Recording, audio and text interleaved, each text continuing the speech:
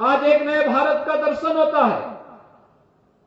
नया भारत कहीं काशी विश्वनाथ धाम के रूप में जाना जाता है। अयोध्या में 500 वर्षों की विरासत को संरक्षित करते हुए राम मंदिर के निर्माण का भव्य स्वरूप सामने आता है। एक नई अयोध्या के दर्शन होते हैं। तो प्रयागराज की धरती पर इस सदी का पहला महाकुंभ भी आज हमें दर्शन करने का अवसर प्राप्त हो रहा है। करोड़ों लोग, आपने देखा होगा पिछले 3 दिन में लगभग 6 करोड़ श्रद्धालुओं ने प्रयागराज में मां गंगा, यमुना और सरस्वती की पावन त्रिवेणी के संगम में डुबकी लगाकर के पुण्य के भागीदार बने हैं। हर कोई प्रयागराज आना चाहता है, हर कोई काशी आना चाहता है, हर कोई अयोध्या आना चाहता है। ये प्रधानमंत्री मोदी जी की विरासत और विकास की उस परिकल्पना का साकार रूप है जो आज दुनिया देख रही है। और प्रधानमंत्री मोदी जी के कारण ही उत्तर प्रदेश में 1 डिस्ट्रिक्ट 1 मेडिकल कॉलेज की परिकल्पना साकार हो रही है। मैं बधाई दूंगा सोनभद्र वासियों को, यहां के जनप्रतिनिधियों को। श्री भूपेश चौबे जी हैं, संजीव गौड़ जी हैं, अनिल मौर्य जी हैं, इन सबको मैं बधाई दूंगा। इन्होंने मांग की थी कि क्या सोनभद्र में भी मेडिकल कॉलेज बन सकता है। हमने कहा बन नहीं सकता, बनेगा, जरूर बनेगा। और आज यहां मेडिकल कॉलेज संचालित हो गया है। ये लोग बोलते थे कि क्या सोनभद्र में भी हर घर नल की योजना लागू हो पाएगी। हमने कहा होगी नहीं, होना है, और उसको भी कर दिया गया है। वे जहां ऊर्जा है, जहां जल है, वहीं के लोग प्यासे रह जाएं तो कैसे काम चलेगा। हम उन घरों तक जल पहुंचाएंगे। यहां के पौराणिक स्थलों का पुनरुद्धार करेंगे, उनका सुंदरीकरण करेंगे। जो रिजर्वायर बने हुए हैं, फ्लोटिंग सोलर पावर के माध्यम से ग्रीन एनर्जी के रूप में भी इस क्षेत्र को विकसित करने का काम करेंगे। यहां के लोगों के लिए यहीं पे रोजगार पैदा हो, यह भी करेंगे। और उसी कार्यक्रम की श्रृंखला में आज हम सब आपके बीच यहां पर आए हैं। मुझे बहुत अच्छा लगा और मैं धन्यवाद दूंगा श्री भूपेश चौबे जी को, जिन्होंने विधायक खेलकूद प्रतियोगिता को यहां पर इस रूप में लिया है। युवा तो हैं, छात्र छात्राएं तो हैं, सीनियर सिटीजन भी इस कार्यक्रम का हिस्सा बने। कितना मनोरंजन का खेल था जब रस्साकसी का खेल अमृत खेल के रूप में 60 साल से ऊपर के लोग उस रस्साकसी के साथ जुड़े थे। कितना मनोरंजन भी था, साथ साथ एक शक्ति की सामर्थ्य दिखाने का एक अवसर भी था। जीवन केवल घुट घुट करके जीने के लिए नहीं होता है। जीवन का मतलब जीवंतता होती है। इसमें ज्ञान भी है, परिश्रम भी है और मनोरंजन भी है। ये सब एक साथ मिलेगा। प्रकृति के साथ हम जीने के आदी होंगे तो स्वस्थ रहेंगे, दीर्घजीवी बनेंगे, और यही तो जीवन है। ईश्वर की सर्वश्रेष्ठ कृति के रूप में मनुष्य है तो अब प्रमाणित भी होना चाहिए। और मुझे बहुत अच्छा लगा, यहां पे दोनों प्रतियोगिताओं को हमने देखा। देखिए बालिकाओं ने कितना अच्छा कबड्डी का प्रदर्शन किया। रावणसगंज और नगवा की बालिकाओं की टीम कितने मजबूती के साथ यहां पे खेल रही थी। जो अमृत खेल रस्साकसी के रूप में सीनियर सिटीजन खेल रहे थे, कितना अच्छा था। यह होता है समाज की जीवंतता, इससे बनती है। और यह प्रतियोगिता निचले स्तर पर प्रारंभ हुई, ग्राम पंचायत, न्याय पंचायत, ब्लॉक, और वहां से होते होते फिर यहां पर, और उसमें भी मुझे बहुत अच्छा लगा कि खेलकूद की प्रतियोगिताओं में यानी कुल 11,000, आप आश्चर्य करेंगे कि कुल 11,000 खिलाड़ी प्रतिभाग बने थे। 11,000, जिसमें खो खो प्रतियोगिता थी, कबड्डी थी, वॉलीबॉल थी, दौड़ थी, 100, 200, 400 मीटर की, कैरम था, शतरंज था, अमृत खेल, रस्साकसी। ये 65 वर्ष से ऊपर के खिलाड़ियों ने इसमें प्रतिभाग किया और 400 लोग इसमें प्रतिभाग किए। क्रिकेट था, निबंध लेखन और चित्रकला लेखन था, सांस्कृतिक कार्यक्रम भी, गीत संगीत का भी था, दृष्टिबाधित खिलाड़ियों का भी क्रिकेट मैच था और जिलाधिकारी एकादश और विधायक एकादश की टीम ने भी यहां पर क्रिकेट खेला था और दंगल के खिलाड़ियों की ने भी इस पूरी प्रतियोगिता में भाग लिया था और इसमें 11,000 खिलाड़ी प्रतिभाग बने थे। वो वैसे मैं आपको बधाई देता हूं, आपकी पूरी टीम को बधाई देता हूं, जिन्होंने 11,000 लोगों के बीच में एक सकारात्मकता, एक रचनात्मकता का कार्य किया है। खेलकूद और शतरंज और निबंध और चित्रकला लेखन के साथ साथ सांस्कृतिक कार्यक्रमों के साथ भी परंपरागत वाद्य के साथ इन कार्यक्रमों को आगे बढ़ाने का काम किया। अत्यंत रोचक भी है, उत्साहवर्धक भी है, इसमें प्रेरणा भी है और नई पीढ़ी को आगे बढ़ने के लिए एक मार्ग भी है।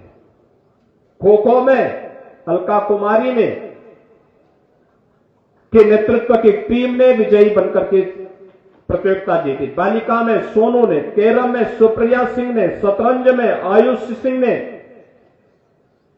दौड़ में सुमन ने, अंजुला ने, खुशबू ने और शतरंज में आयुष कुमार ने, यानी ये सभी लोग प्रतियोगिता में भागीदार बने थे। और अभी कबड्डी में और अमृत खेल में आपने प्रदर्शन आपके सामने देखा, जिनको अभी मंच पर सम्मानित किया गया।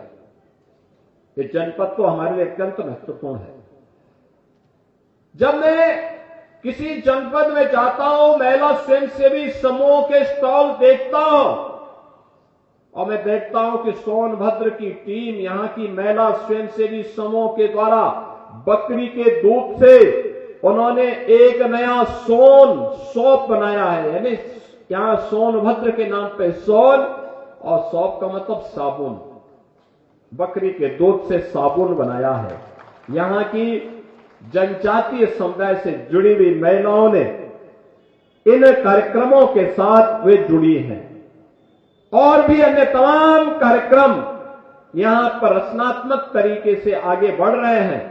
मैं आज के इस अवसर पर जब यहां पर इतने रचनात्मक कार्यक्रमों को आगे बढ़ाने का काम किया, डबल इंजन की सरकार भी इन कार्यक्रमों के साथ जुड़ रही है। याद रखना, ये डबल इंजन की भाजपा की सरकार ने ही इस चीज के लिए प्रेरित किया, आदरणीय प्रधानमंत्री जी की प्रेरणा से, कि हर गांव में खेल का मैदान हो, हर ब्लॉक स्तर पर एक मिनी स्टेडियम हो और जनपद स्तर पर एक स्टेडियम हो। लगातार इस पर कार्य हो रहा है। सरकार उसको आगे बढ़ाने के लिए प्रतिबद्ध है। सरकार ने खेल कूद की गतिविधियों को आगे बढ़ाने के लिए भी तमाम प्रकार की गतिविधि कार्यक्रमों को आगे बढ़ाया है। खासतौर पर ओलंपिक में, अगर ओलंपिक में कोई स्वर्ण पदक एकल गेम में जीतता है तो उत्तर प्रदेश सरकार उसको अलग से 6 करोड़ रुपए देती है। रजत पदक जीतती है तो 4 करोड़ और कांस्य पदक पर 2 करोड़ रुपए सरकार देती है। ओलंपिक गेम्स में स्वर्ण पदक पर टीम गेम में रजत पदक पर 2 करोड़ और कांस्य पदक पर 1 करोड़ उपलब्ध कराती है। एशियन गेम में यह राशि स्वर्ण पदक पर 3 करोड़, रजत पदक पर 1.5 करोड़ और कांस्य पदक पर 75 लाख रुपए, और कॉमनवेल्थ गेम्स में स्वर्ण पदक पर 1.5 करोड़, रजत पदक पर 75 लाख और कांस्य पदक पर 50 लाख रुपए की सहायता सरकार उपलब्ध करवाती है। विश्व कप में स्वर्ण पदक पर 1.5 करोड़, रजत पदक पर 75 लाख और कांस्य पदक पर 50 लाख रुपए।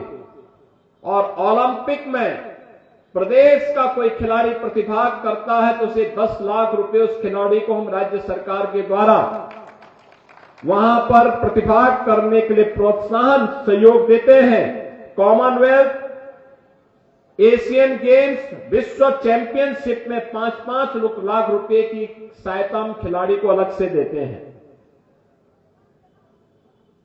आज के इस अवसर पर मुझे बताते हुए प्रसन्नता है कि खेल भी अपने आप में एक कैरियर है।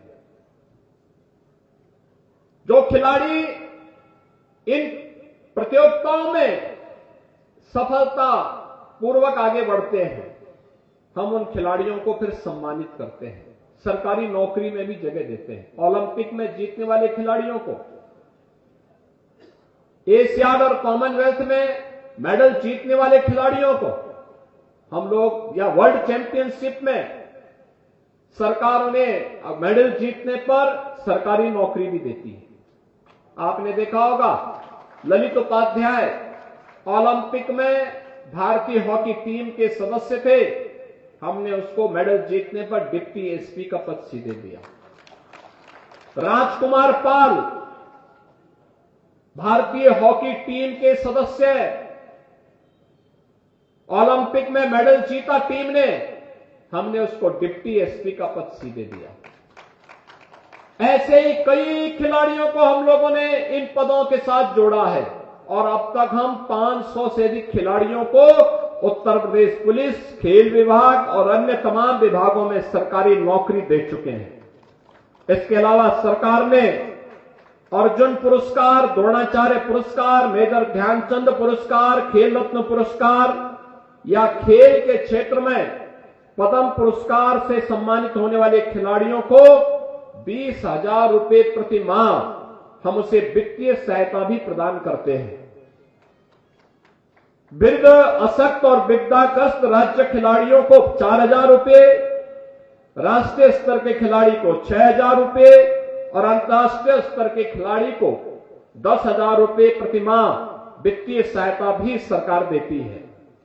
और प्रदेश का पहला स्पोर्ट्स यूनिवर्सिटी मेरठ में हॉकी के जादूगर मेजर ध्यानचंद के नाम पर हम लोग स्थापित कर रहे हैं। युद्ध स्तर पर वहां कार्य चल रहा है।